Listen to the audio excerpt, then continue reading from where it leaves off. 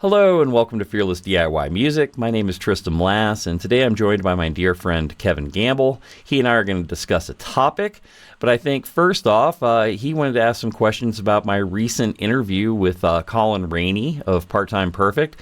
He and I discussed what it's like these days going out and playing live shows on a regular basis. So, Kevin, you go ahead, fire away, and I'll answer your question as best as I can. Yeah, I wanted to highlight that one, Tris, because I thought that was an interesting sort of little new avenue for the channel. So much of what we talk about is focused on recording and creating, working with tools and the musical tools and so forth. And so this was an interesting journey back out into the concept of live music and the active participation in it. So you all had a good chat. You covered a lot of good ground, I thought. We'll definitely link to the video, but is there anything you had as a takeaway or anything reflecting on that chat with him and what you heard from Colin about the present day realities of the live scene that you thought were, maybe something additional worth sharing along with what was in the video? I think that the moment that I would like to highlight is that Colin said something that was perhaps the most brilliant thing I've ever heard about self-promotion, which is in the social media age. He said, you can post, 8 posts during the week to say that you have a show, and you need to assume that nobody saw it. And I thought that was really smart because, obviously when I post things on social media, I think, oh, well, I've covered everybody, all the hundreds or thousands of people have seen this thing, and now they know that something is coming and they will be present for it. And what he was, by saying that, he was just basically, you still have to do personal outreach. You still need to have targeted, like if you have a one-on-one connection with another human being, you should still exploit those channels of communication, because just doing the blanket social media posting isn't nearly as effective as you would think it would be. And I thought that was a crystallization of it all, that you it's not a either or, but it's a both and situation when it comes to promotion. And I thought that was his gem from the interview, for sure. Yeah, that's a great one. That to me was one of the sort of, the more things change, the more they stay the same. In some ways, it's a really good reminder of that. Some of those things are just truisms and never go away. And there's so much competing for attention now and entirely different platforms on social that we still haven't gotten back to the public square, let alone for someone less than hugely prominent trying to promote their work or their shows. So good stuff. Yeah, it was a great interview. I strongly urge anybody who's watching this video right now to go to the links down below, and there's going to be a link at the end of the video to that interview with Colin Ranney. Worth your time. All right. Well, today's topic it's going to be kind of a tricky one because it's a simple idea. Kevin and I we kind of tasked ourselves with asking ourselves, what do we want to see more of as far as music content on the internet? Because there's obviously a lot of different kinds of content that are just kind of flooded out there, but what would we like to see more of? What do we think would be of value to all of us as musicians and creatives? So I picked 3 things that I would like to see more of. I'll start with one of mine, and then Kevin can do one of his, and we'll just bounce back and forth and see how it goes. And I'm going to try not to default into talking about the things I don't want to see more of, because I want to try to keep a little spin of positivity on things here. Can't get away from that, but yeah, good idea. Yeah, but I do want to try to strive to be positive about this. Okay, now my first one. Lessons that are useful and bite-sized without becoming either a commercial for a larger course that you need to enroll in or purchase, or being something like a Beato Insanity 60 seconds where he goes, and here's how you play, and those kind of lessons. There's a lot of these kind of things out there, and I think that I found very few of these out there when I'm exploring like a particular mode or scale. Maybe I just want to brush up on like triads is something that I'm kind of working on right now. And it's really tough to find things that are 10 minutes and under, that are bite-sized, and are not like, oh, here's a little peek through the door at part of this, but if you want the rest, you have to pay money for it. And I think that one of the things I'm going to work towards is, if I'm discovering something on my own, I'm going to share it with people in my own little short lesson, without being too didactic, going fast, or playing in a particular genre, and just to unlock some basic bits and pieces of theory. And I think that's sorely lacking. It seems like the lessons are either way too fast and not of any use, or, like I said, it's a come on to get you to, enroll in a course of some sort. So I would like to see more just like, here it is, here's the information, do with it what you will. I think that, and you know what, music theory is not something anybody owns. You know what I mean? So Yep. that'd be my first one. Yeah, and that's actually almost exactly one of the items I had on the list too. So I'll try to put a spin on that, or Sure. an addition on that. It is kind of a tricky balance, because YouTube has become so commercial, where there are people trying to build brands and make a living essentially off of this. And so in some ways it's inevitable, just as with the internet in general, that it would shift to commerce so quickly, and sort of the gatekeeping of knowledge in order to sell little bits and pieces of it. But it doesn't have to be defined by that. And I think that creators have the ability to shape what this place is like. And honestly, that's one of the reasons that I was so excited about getting involved in this channel that you started, was that I see a lot on your channel that is providing the necessary tools and context and information for people to actually take action, and not just to go, oh, that's interesting, or not just to, get a tip of, oh, I could learn more about that. But it's like, here's going through a complete process. Here's how I did this. Here's what I used to do that. Here's the concept behind it and the tools I used. A lot of your shorts are what you just described, self-contained, do this with this item and achieve this effect. But maybe the spin I would put on it is, I'd like to see more of that for beginner pathways into playing music, recording music, things like that. Is that there's a lot of raw information, as you said. It's very fragmented, and something that really gives a distilled, useful methodology for what you will need to know. Because even if you don't teach, even if you don't let someone behind the curtain entirely, you can at least give a sense of what is the path, what are the most essential elements, and present those in a way that's actionable. And so that's something that I don't know what YouTube looks like to someone who's just appearing there for the first time and with their newly purchased guitar in hand. But it's probably very similar to how it was back in the old days, where it's a lot of fragmented information thrown at you in bits and pieces. And some would say that's what a teacher is for, and there's no substitute for that. And I'm not going to argue with that, but the platform has the opportunity to do that. And so it would be great to see more of that. Yeah, and I feel like that what happens to a lot of newbies is that they come up and then they see like Rhett Shull has this many subscribers, and then all of a sudden they're paying for all these courses.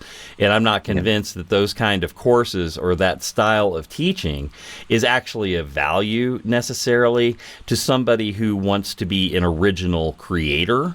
And also, I just think that the nuts and bolts theory all too often is just glossed over at the beginning, because I've seen examples of this from everybody who's supposedly like a course, provider, and they go, okay, well, here's the theoretical background. Then they all of a sudden are playing like Zeppelin-esque things or blues-based things or genre-specific things.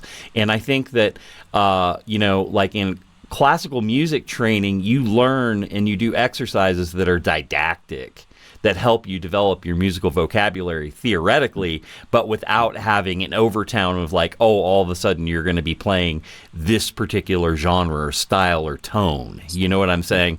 Like a classical instruction is clean.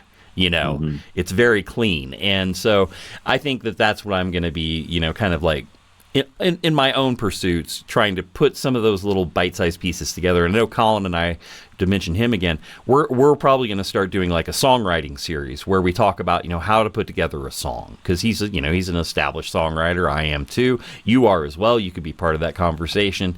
And, just kind of talking about those things. And that actually dovetails into my second one. And I'm sorry, I'll let you completely have the next topic. But I think that teaching people about songwriting in both just like talking through it and in some of the mechanics of it, of actually how chords work together, how you could do a key change in a song, how you can change tempo in a song or time signature, all sorts of things like that.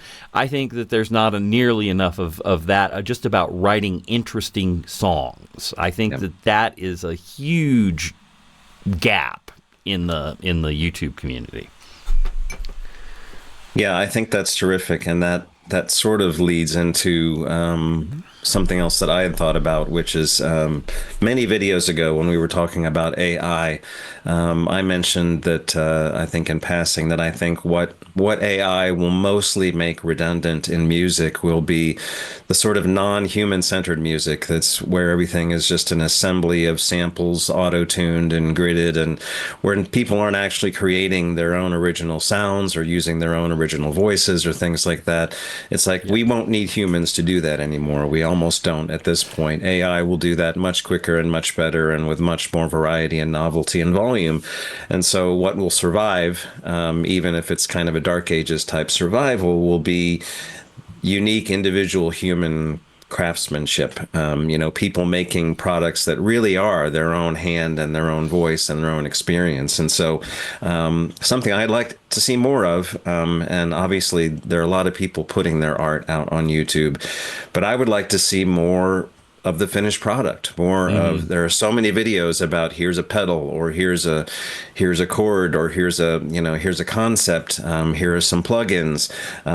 There's so much less emphasis on the final product. It's interesting when I look around, at least my lens on YouTube, I see a lot of emphasis on the final product in filmmaking, where you've got tons of short films and little teaser-sized films all the way up to feature-length films. There seems to be a lot of imagination and a lot of emphasis on the finished product and having that be what the content is about. But with music, it seems like, unless you're a very specifically active artist, full-time putting out that content, there's a lot of emphasis on just endlessly behind the scenes. Here's 10,000 ways to EQ a vocal, or here's 500 different pedals you can use for this same purpose. And I think it would be nice to see a shift more toward the actual creative output, and people sharing that, people discussing that, and kind of along the lines of what you're saying, that can be opened up. That we can talk about the nuts and bolts and behind the scenes and how to do things, but even use more of the finished art as the vehicle for that, saying here's an example, much as you have done with the things in the studio and recording and the relicking of the poly guitar. It's like you're taking these personal examples of things and using those as vehicles to explain the concept, shifting more of the focus to the actual art, and getting into the nuts and bolts with that is something I'd like to see more of. Yeah, and that's why I also want to direct, like I went through all those videos towards the end of last year about, producing a final product of, making an album. I kind of, like the music publishing, all the stuff, the microphone placements, everything. But I also encouraged everybody to go and take a listen to it to see, okay, I do have a YouTube channel that is just, Tristram Last topic, and it's just got every song that I have available on streaming platforms is right there on YouTube. I'll make sure to link that down below. And I want people to hear the stuff that I make because, like you said, it's nice to see what you get at the end. And I think that a lot of people do, the endless demoing or the endless demonstration stuff, but they're not actually making music. Whereas, at least or they're not sharing it, even if they are. Yeah, they're not sharing it. I share it all for free. It's all out there. You can stream it for free. I'm not asking anybody to buy anything from this channel. I'm just asking people to check stuff out, because that ultimately helps build everything better anyway. And I will now lead into my final topic here. And this is something that we've covered a lot already on the channel, and I feel like this is part of the channel's like DNA now, is that rather than discussing outliers all the time, let's discuss the stuff we actually use. The meat and potatoes things that maybe are often overlooked that have unlocked secrets within them. The response from the PV Bandit video reminded me once again that a piece of commonplace, oft overlooked gear that's just ubiquitous. It's everywhere. These old solid state amps, or even newer solid state amps that are 2-channel, very unassuming, with a good old fashioned spring reverb. People are interested in these meat and potatoes items that are affordable. They are attainable. They are not in the unobtainium category or the outlier category. One thing that I keep noticing popping up on some of the most popular YouTubers channels right now, and it must be because Fender can't sell them, and I can guess why, because you don't need one.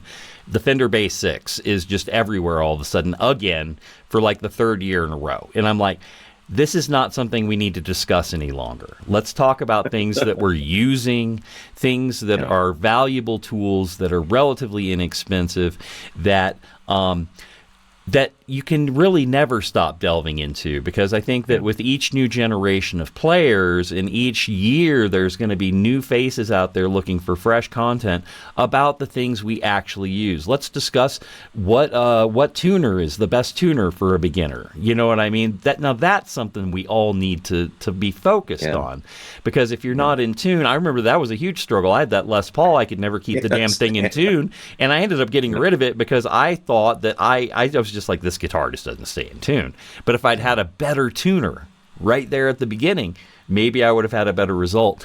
So I think that the things that you think we just don't need to talk about because it's all just, oh, we know all this stuff. There's a lot of people out there. There's new people coming constantly, and we need to keep them engaged by talking about things like that.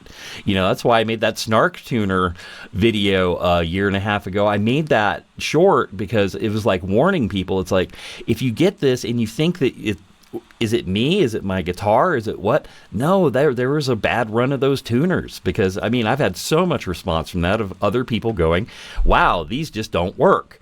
And I think that we need to be communicating those kind of things rather than talking about, like I said, outlier equipment or equipment that none of us can afford.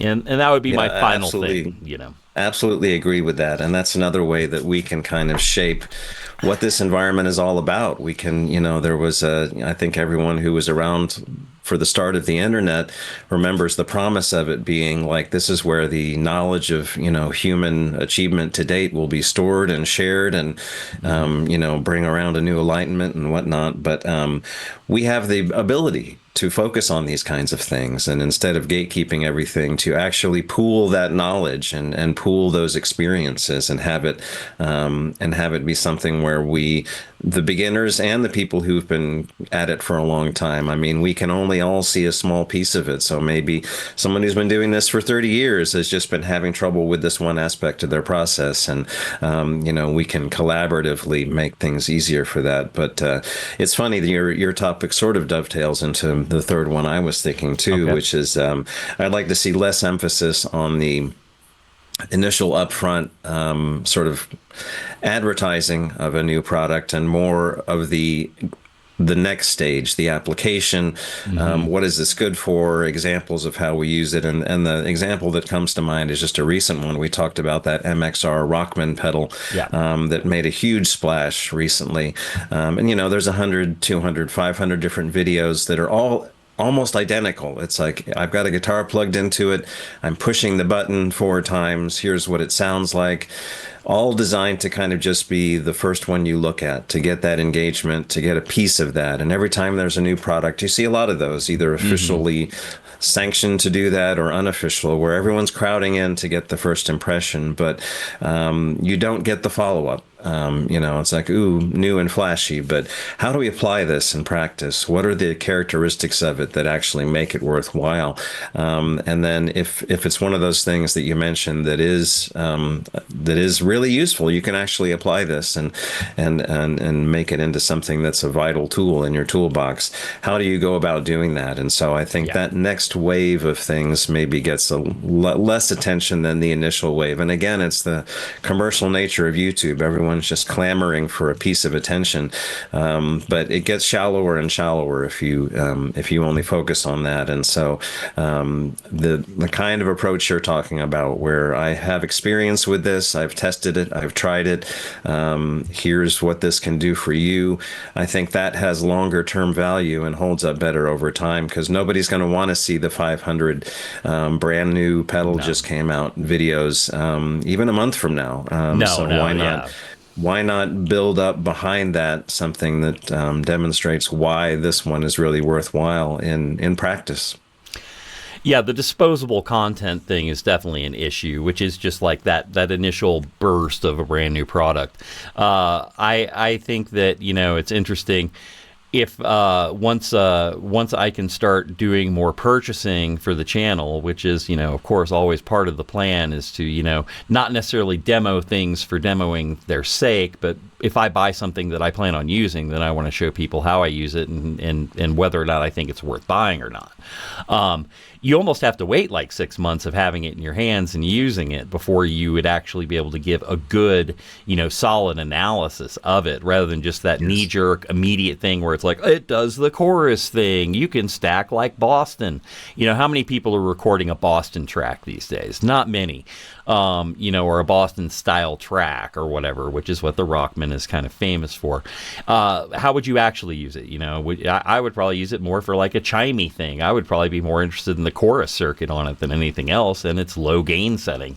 But yeah, that's a great point to raise, is that, getting beyond the disposable stuff into what you can actually use.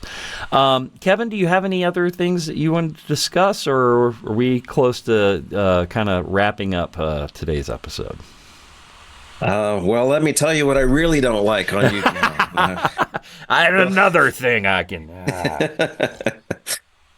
I think we've managed to keep it relatively positive to this point. Positive so enough, yeah. About. Yeah. But seriously, enough with the basics. I can't deal with that thing anymore. Anyway, all kidding aside, thank you so much for watching this episode. If you've made it to this point, please hit the subscribe button. The channel is doing very well. We're getting close to our goals. Just continuing to, bring you good stuff. I hope that you're enjoying. Leave us a comment. Likes and shares are greatly appreciated. Thank you to you, Kevin, for joining me today. Hit subscribe, and we'll see you next time.